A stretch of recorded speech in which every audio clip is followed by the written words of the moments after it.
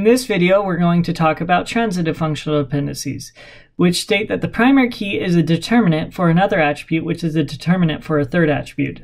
So, for example, A determines B, and B determines C. So B is functionally dependent on A, C is functionally dependent on B. C is transitively dependent on A through B, and A is not functionally dependent on B or C. So to better illustrate this, let's look at an example. So consider the functional dependencies. Where would our transitive functional dependency be? So where do we see an A determining a B and then that B determining a C? Well, we can say that A is order ID, which determines B, which is our customer ID, and customer ID determines C, which is name and address. So the transitive dependency exists on order ID through customer ID. So what I want you to do is identify any transitive functional dependencies in the following functional dependencies. There are more than one. So try this on your own, pause the video, and then come back to compare your answers.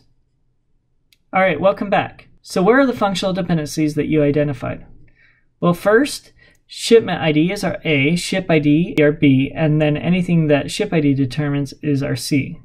So shipment ID to ship ID to ship name, captain ID, and captain name. That is one transitive functional dependency. Another transitive functional dependency is, again, shipment ID. This time, the B is captain ID and the C is captain name. So we have the transitive functional dependency of shipment ID determining captain name. And finally, another transitive functional dependency is starting with ship ID. So we have ship ID determining captain ID and captain ID determining captain name.